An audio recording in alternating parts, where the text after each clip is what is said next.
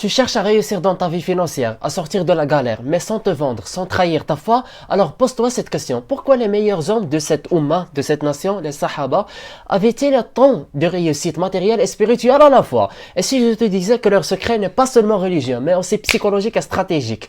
Regarde cette vidéo jusqu'au bout. Je te promets un shift mental que même certains coachs musulmans ne t'ont jamais expliqué. Ils cherchaient la richesse, mais pas pour briller.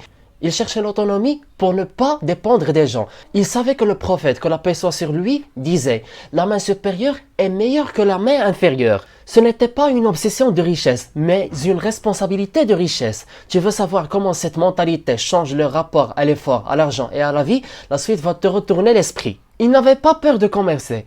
Le commerce n'était pas vu comme dunya ou sale. Le prophète, que la paix soit sur lui, lui-même était commerçant avant la révélation. La plupart des sahaba millionnaires, Abu Bakr, Abdurrahman ibn Auf, Uthman ibn Affan et aussi Omar ibn Khattab, étaient tous des hommes d'affaires. Et surtout, ils gagnaient bien et donnaient encore mieux. Mais comment éviter que l'argent te corrompe? Car l'argent révèle le cœur. On parle de ça dans la prochaine partie.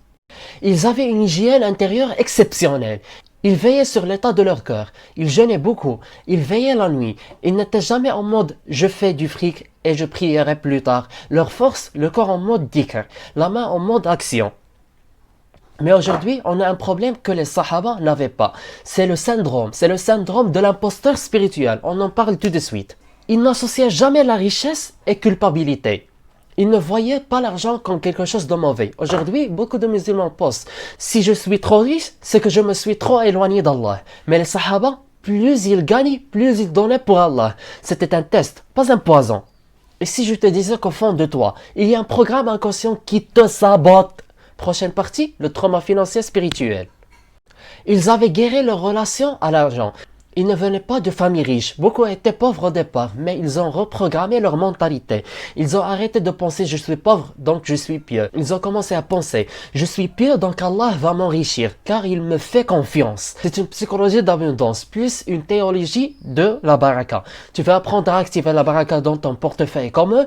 Il te faut deux clés, et je te les donne tout de suite. Ils investissaient dans l'akhira et Allah investissait dans leur dunya. Chaque fois qu'ils donnaient pour Allah, ils voyaient le retour. Pas toujours en argent direct, mais en solution, en santé, en sérénité, en ouverture invisible. C'est ce que le Coran appelle Fa'allahu alladhina amanu minkum walladhina utul ilma darajat. Surat al-Mujadila. Et si on te disait que la prochaine porte financière n'est pas une stratégie, mais une sadaqa sincère et secrète, on y arrive. Ils avaient une vision long terme. L'au-delà, c'est la première chose. Ils ne faisaient pas de projet pour 6 mois. Leur projet, c'était la tombe. Et chaque dirham, ou bien chaque euro, chaque action, chaque parole était calibrée sur la balance du jour du jugement. C'est pour ça qu'ils n'avaient pas peur de tout perdre. Parce qu'ils savaient qu'ils avaient déjà tout gagné. Tu veux cette confiance absolue? Il faut reconstruire ta relation à Allah plus à l'argent. Et c'est maintenant. Un recap mental. Intention, c'est servir Allah. Travail est égal discipline plus confiance. Argent, c'est une responsabilité. Dépense est égal preuve d'amour. Business, c'est un acte spirituel. Din et dunya, jamais séparés. En guise de conclusion, et toi, tu n'as peut-être pas vécu à l'époque du prophète, que la paix et la bénédiction soient sur lui. Mais tu as le même Coran. Tu as les mêmes promesses d'Allah et tu as la même mission, construire le bien, diffuser le halal, défendre la justice. Il te manque juste une chose, la permission intérieure de devenir riche pour Allah, pas pour toi, pour lui. On passe à l'action plan, à appliquer aujourd'hui. Premièrement, clarifie ton intention financière. Deuxièmement, donne une sadaqa, une charité secrète, même 1 euro. Troisièmement, note ce rappel, Allah m'utilise, pas l'inverse. Quatrièmement, lis cette dua. Allahumma ja'alil mala fi yadi wa la taj'alhu fi qalbi. Lis cette dua. Allahumma ja'alil mala fi yadi wa la taj'alhu fi qalbi.